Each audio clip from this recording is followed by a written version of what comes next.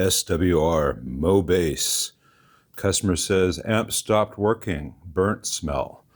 Well, when I took it out of the road case, I noticed it was rattling around a lot. This is a great big heat sink that has a whole bunch of power transistors attached to it with thermal compound. This one is attached to those slightly loose. This one came loose. Once that comes loose, all kinds of bad things can happen. And there is indeed a burn on this 5-watt resistor. Let's see if I can get it to focus for us.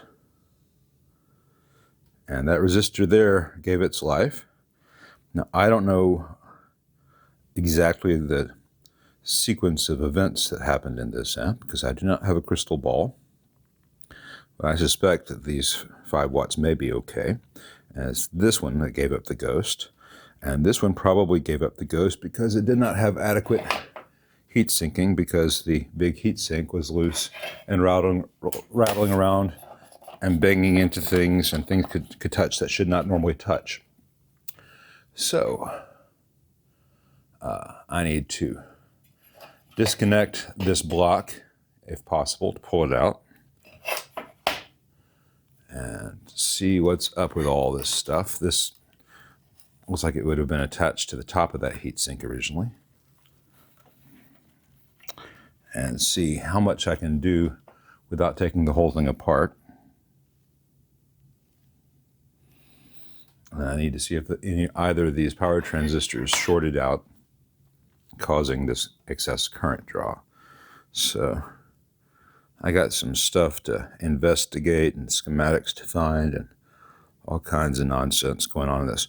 But if you have a great big heavy amp like this, and you start to hear any kind of noise, even if it's just slightest bit, when you move the amp where it shakes, if someone had kept an eye on this and tightened those screws, this would not be happening.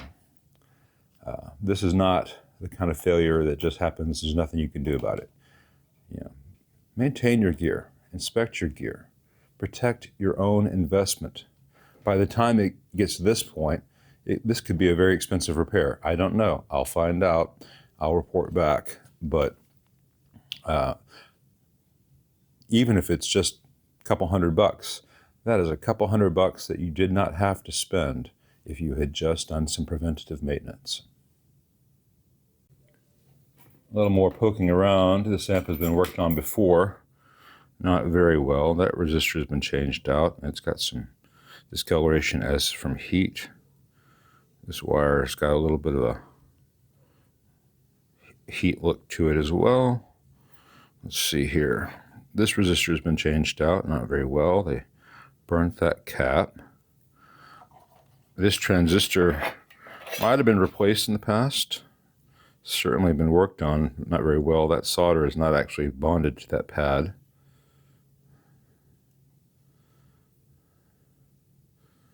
And these transistors are not measuring particularly good. I have access to this identical block on the other side of the output, which I can use for comparison's sake. It should be pretty much the same, sometimes inverted, but this thing was built with good components to begin with. Nice thick PCB, but all the best laid plans depend on the thermal management built into this thing. And once this offers no thermal dissipation through the chassis connection, all bets are off. Let's see what else has been messed up in this amp and what it's going to take to hopefully bring it back to life. All right, this is precisely why I decline service on a lot of solid state stuff, though this amp still has a good enough resale value to make it worthwhile. But it takes a lot of work to even diagnose these things, especially amps like this SWR, for which there is no publicly available schematic. And the company itself is long out of business. Yeah, Fender, blah, blah, blah. SWR is gone. So it takes a lot to find out what exactly is wrong, and the scope of what is wrong. And all right, you dig through and you see that they used, in this case, some two SC3264 power transistors, among the others. Well, you got to see if those are still available anywhere. If they are available, are they from a good source? Are they a good brand? Are they going to be matched? Do you have to go to a sub? If you make a sub for an old transistor, what else in the circuit may need to be changed to keep the bias and operating conditions correct? And you got to get all the yuck off to see what damage there is, because sometimes you have smoke because of one thing that burned, and this resistor definitely burned. And sometimes you have more extensive heat damage and there are damage traces. So I've got to get in here and clean it all up and get a good look at what's going on. So far, this is looking like the damage is mostly cosmetic, which is good. That's not to say that there's not a lot of things wrong with this. Every one of these transistors needs to be changed out, including these here, these three. That's just a matter of why not. If I can find them, they're not that expensive. It's time, and if one failed, the others probably were affected by that. Then there are a lot of components on here that were replaced before very poorly. That resistor there, let me get that to focus for us. Sorry about that. That resistor there was replaced poorly. It's got bad solder joints. There's some heat apparent on that resistor, and they burned that film cap, and this film cap's got some scorching on it. And maybe from that over there, but I don't know. This one's got some burn marks on it. As I said before, this transistor was either replaced or reflowed, and that solder is not really touching that pad. So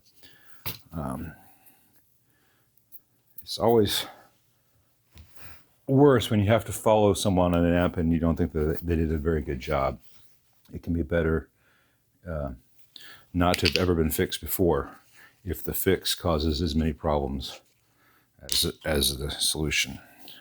On that note, whoever fixed this before might be the culprit for why it came loose and was rattling around in the chassis.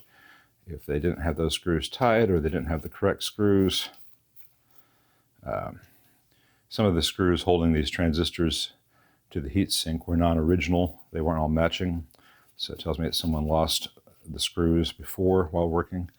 And I'm going to wipe off some of this thermal compound on these old transistors, so I'm less likely to get all over my fingers while I do the rest of the work here.